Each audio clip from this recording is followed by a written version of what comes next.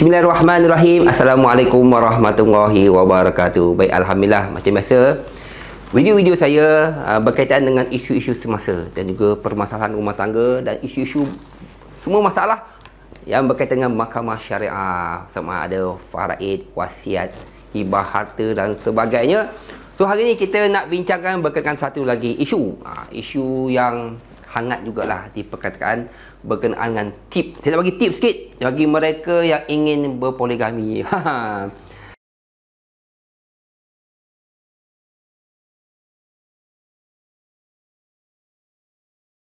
Bab poligami laju je kan. Saya bagi tips sikit sebelum anda ingin berpoligami. Apa yang harus anda kena tahu sebelum anda berpoligami? Okey, yang pertama. Tip yang pertama. Tujuan apa sebenarnya anda ingin berpoligami? Apa sebenarnya tujuan anda ingin berpoligami? Sebab apa? Menjauhkan apa? Maksiat. Itu biasa alasan. Apa lagi alasan kenapa anda ingin berpoligami? Kemampuan, isi sakit, ataupun kemampuan, ataupun saja suka-suka nak kahwin, ataupun trend. Niat seorang tu penting. Kita nak tahu sebenarnya apa sebenarnya niat anda ingin berpoligami. Sebab di mahkamah juga ada nyatakan alasan kenapa kamu ingin berpoligami. Itu tanya sendiri-sendiri. Suka-suka ke, ataupun memang dah kaya raya ke, ataupun memang nak membantu wanita lain, yang keseorangan, macam-macam lah kan. Jadi tentukan niat anda sebenarnya untuk berpoligami. Sebab apa? Tujuan asal kerana Allah Ta'ala, atau kerana lillahi ta'ala, atau kerana apa? Membantu, atau kerana dot dan sebagainya. Itu yang utama. Innama a'malu binniyat. Sebab tu kata setiap perbuatan dimulakan dengan niat. So kan niat yang ikhlas, yang baik, dapatlah pahala. Tapi kalau untuk menyakiti, dosa lah dapat. Okey, itu satu. Kedua, kemampuan diri. Kalau kita berpoligami, pastinya kita ada kemampuan segi zahir. Zahir adalah kewangan, ada bentuk kewangan. Adakah kita cukup untuk menampung keluarga yang setia ada dengan anak-anak kita yang ada sekarang ni?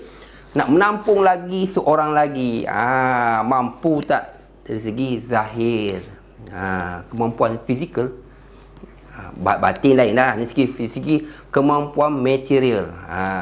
Zaman sekarang kewangan adalah penting. Jadi kalau nak kahwin seorang lagi, kemampuan dari segi material, gaji kita, aset kita harus jugalah dilihat.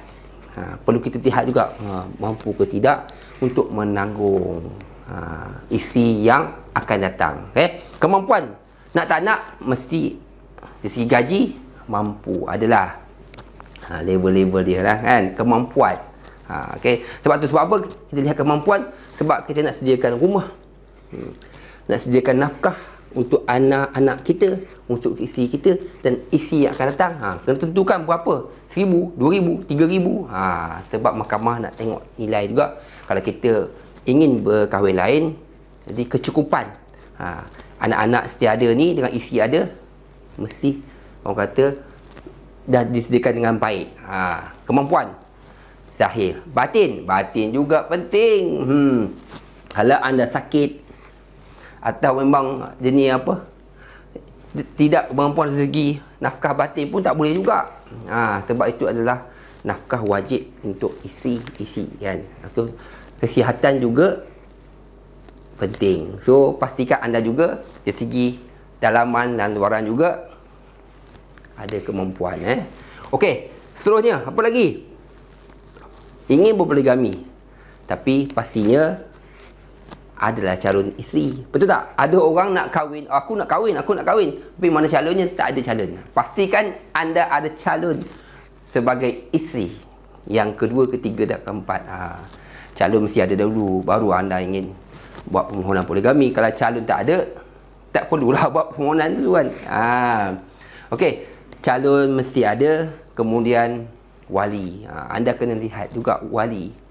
Wali kepada bakal isteri. Kalau tidak ada wali, kena cari di mana wali ni berada, minta izin. Dan wali itu adalah penting sebab dia yang akan jadi wali pernikahan. Asyik wali hakim je kan, asyik keluar negara je kan. Jangan. Kalau boleh nikah di Malaysia menggunakan wali mujbil, ayah, ataupun tak ada ayah, atuk, tak ada atuk, abang ataupun adik-beradik lelaki. Jangan kita bawa lagi anak dara orang, nikah di seberang, tak tahu wali pun tak tahu sampai Malaysia, tak tahu anaknya dah kahwin, tak dimaklumkan kan, dan berkelahi dan bergaduh. Isu-isu ni sebenarnya kita kena ambil tahu. Sekiranya ingin berpoligami, tip pastikan mendapat restu daripada keluarganya, itu bapaknya ataupun wali mujbil itu sendiri. Jangan pandai-pandai nak bawa ke luar negara tanpa keizinan wali, sebab banyak dah berlaku saya lihat berkaitan dengan isu ini. Okey. Kemudian yang terakhir, bukan terakhir lah sebenarnya, isteri yang setia ada. Sebab tu bila kita nak berkahwin ataupun berpoligami ni, dapatkan pandangan ataupun nasihat, ataupun orang kata minta jugalah daripada orang rumah setia ada kan, persetujuan dia. Boleh tak abang nak kahwin seorang lagi?